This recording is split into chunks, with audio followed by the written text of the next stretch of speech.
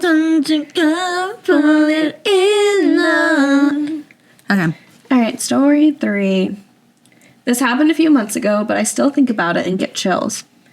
I want to preface this by saying, while I don't live in the safest neighborhood, I've lived here all my life without feeling unsafe.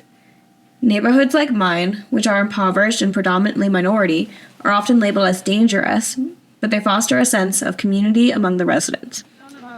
One night I was walking home after leaving my apartment to buy something at a nearby store. I live in a city that never sleeps, and it was only around 10 or 11 p.m., so it was just a regular early night of me going to the deli to get snacks.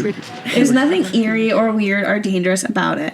As I entered my building, a man hurried to catch the door before it closed behind me.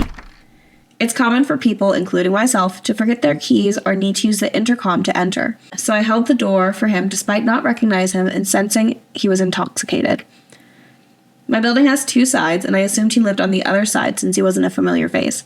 Like I said, I've lived here all my life and know most of my neighbors. As I walked into the lobby, there was another boy waiting for the elevator. Thinking back, I don't believe I recognized him either. When the elevator arrived, the boy and I walked in, and at the last minute, the man grabbed the door to join us just as it was closing. It was then I noticed the man had been lingering off to the side of the lobby, waiting for the elevator too.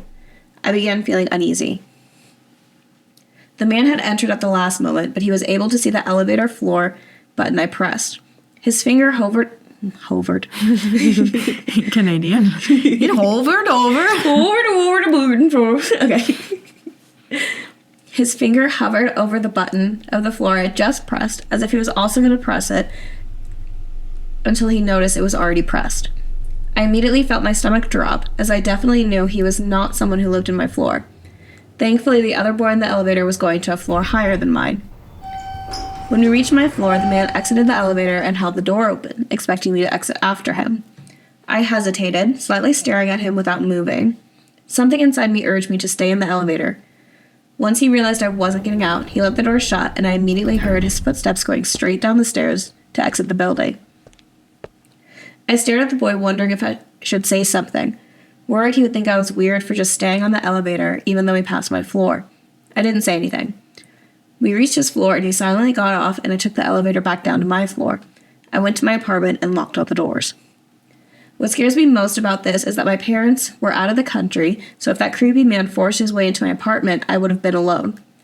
I don't know if he was really after me, or if I made the whole thing up in my head, but I've never had this feeling of intuition or uneasiness like that before.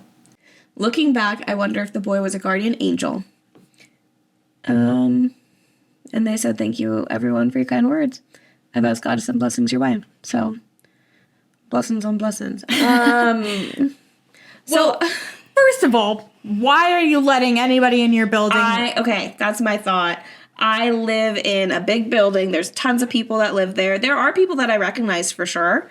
When I go in the door, I, pull it closed behind me. I'm sorry. Have your key. I don't know what to tell you. I needed a bite of cheesecake. I'm not just letting people in my building. Yeah. If you live in a city that never sleeps, I'm assuming New York, why are you letting anybody in that building that doesn't belong there? You know, especially if you don't know them. You know your neighbors. I mean, we can have victim blame, but I just want you to be safe. Yeah, but first thing first, don't let somebody in. I just want you to make good choices. I just want you to be safe. You did do the right thing by staying on the elevator, though. Because, that was a good move. Yeah, if you're always, like we've talked about before, if you think somebody's following you, you go away from your house. Right, do not go towards it. Yeah, don't go in your house and turn all the lights on. Mm-hmm. And smart to wait for the other guy to get out of the elevator, too, because you don't know either of them. Yep. Yeah, from our last story, I was like, okay, they could be tag teaming. Yeah. You know? Yeah, they could be in this 2 guys and you never really know. So. And she didn't recognize the other guy either. So it's like those 2 guys.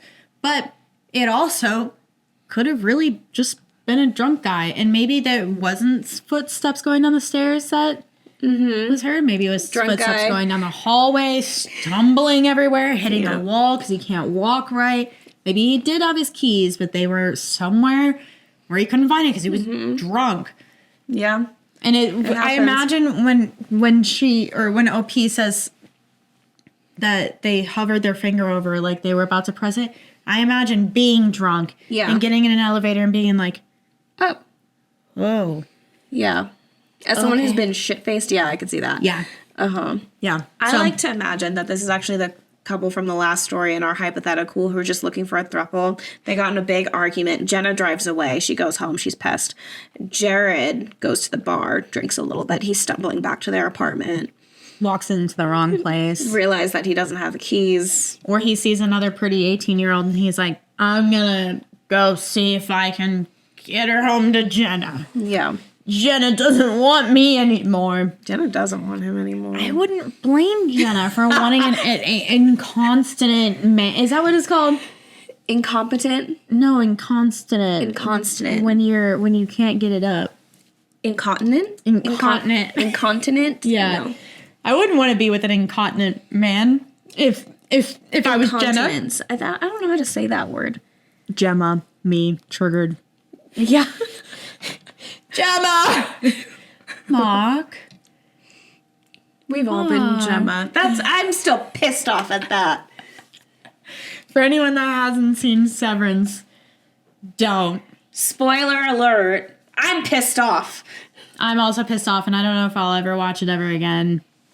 I'm gonna watch it. I'll let you know. I'll probably watch it. Yeah. You can't leave it like that. Oh my god. No, but Ben Stiller, when I find you, why I oughta. Why, yeah. Have you seen all this stuff that's like Gemma serving face? Yeah. When she's like crying. Mark! Well, she is. Mark! Yeah, Miss, no. you are beautiful. Yeah, she's... Have you seen the TikTok? I saw this TikTok 2 days ago, and it was like, this girl was like, how Mark could have been with his innie and outie, and it was like, fucking 2 damn bitches at the same damn time. Yeah. Yeah. Mm-hmm. If they could have just been cool, Gemma would have understood. Yeah. Gemma totally would have understood. She'd be like, you know what? That's not you. That's your innie. Mm-hmm. I'm separated. Sure Mark and Helena would have disbanded any. No, I think they would have broken up because like Helena probably would have been like, no. She's like, actually, I can't believe you did that. Yeah. That was pretty fucked up of you. Yeah, this was my father's company and daddy's not going to approve of me anymore. So. And let's not forget. You couldn't tell the difference. I was like, I feel like she blew past that way too easily. She did. I'm not a woman who would blow past that. Yeah, because Irv noticed. Yep. Irv noticed immediately. Mm-hmm. He was like, he clocked it the second she came in off that elevator for when season 2 started. Yeah. He was like, what's for dinner? Yeah. Mm-hmm. So interesting. Yeah, and her own freaking boyfriend couldn't notice. And then he boinks her. Right, you still get to boink her after being like, I can't fucking tell the difference. You're twice, the same person yeah. as me. And her being like, well, I didn't get to experience it. Girl, stand up. Stand up for yourself. No, absolutely the fuck not. No, fuck that. Fuck you. I want to experience it for myself. No, I'm going to a different apartment and getting a new office shorty. Like, no. So you're telling me that you're going to let Mark S. dick you both down? Yeah. She's had it twice now. Mm-hmm. Absolutely not. And I also kept thinking, I was like, because I'm like, this is Mark S.'s first time ever having sex. Mm-hmm. Right?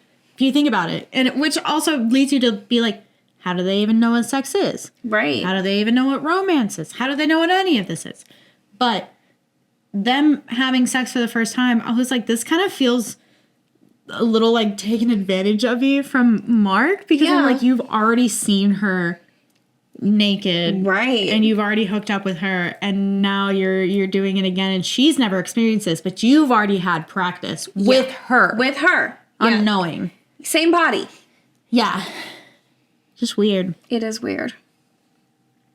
Still love Mark Scout. They can never make me hate Mark Scout. Like, Mark S, on the other hand, Mark S can fucking catch these hands. He's a little any brat. Fucking day. You'll catch my fucking hands, Mark S. Little brat. I love Adam Scott. They can never make me hate Milchek. No. Nothing will ever make me hate like Milchek. Little dance He got his little dancey dance. He's fine as hell, so they could not make me hate that character. Like, oh my god. Him pouting, I'm like... Yeah. Milchek. Certain times of the month, I'm like, gnawing at the bars of my enclosure. No, that is me for Mark Scout, though. Oh, yeah, I would bark at that man for sure. It's like when we went out to dinner and I was talking about how hot Adam Scott is all the time, and everyone's like, and then a standard white man. I'm sorry, I'm attracted to a standard white man. Standard white man with dead eyes, man. Love the dead eyes, yeah. Love it. I'll eat that shit up. I'm like, give it baby, to you me. look so sad. Let me fix you. Yeah. You look emaciated. You should let me take care of you and feed you. I got you, baby. Yeah. You look like you might kill yourself. Don't, because you're so sexy.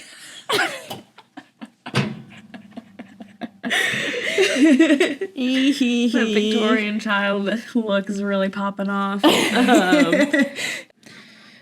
This one's lighthearted. Yay, because I don't want to be sad anymore. You make me want to watch New Girl again. That seems like a New Girl bit. I don't want to be sad anymore. I love New Girl. So we should play, what's it called? True American. True American. We should play that. Yeah. Except I'm not good enough at politics. So We're gonna learn, baby girl. Yeah. I don't either. Yeah. It's basically, like, because I read all the rules, it's basically like floor is lava. Gotcha. But you're all trying to get to this, like, middle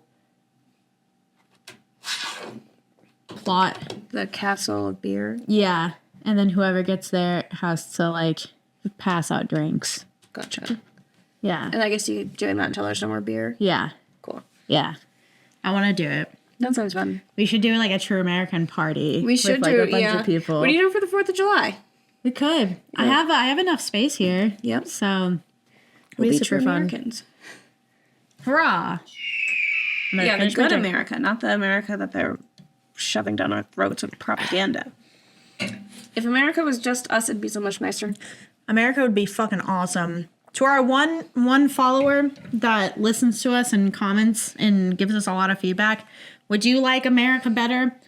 Are you? I can't say it. Even if you aren't American.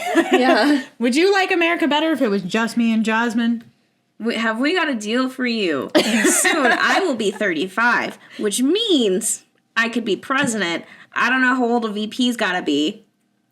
And then the next year we just flip-flop it.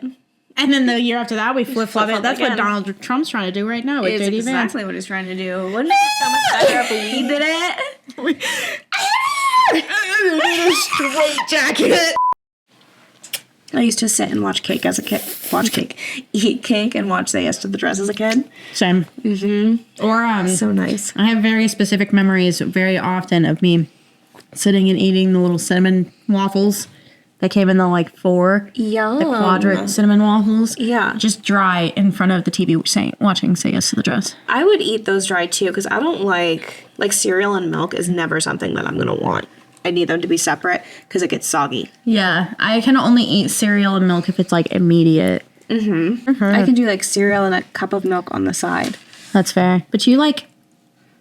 You like oatmeal? Oatmeal is a very new development for me. Okay. Like the last 2 months development. Interesting. Yeah, I hate oatmeal. Yeah, I think I only like it because it's brown sugar maple with cinnamon in it. And I like that flavor on almost anything. Yeah, I do too, but I can't get behind the texture. Yeah, I put a bunch of granola in it, so it's mostly crunchy too. Okay, that might be a little helpful. And some blueberries. Yeah, when I eat it, I'm like, this is baby throw up. Yeah. So, if you enjoyed that little story, be sure to watch the full episode here. And make sure you like, subscribe, and all that jazzy. Jazzy? I see what you did there. Wait, what was that?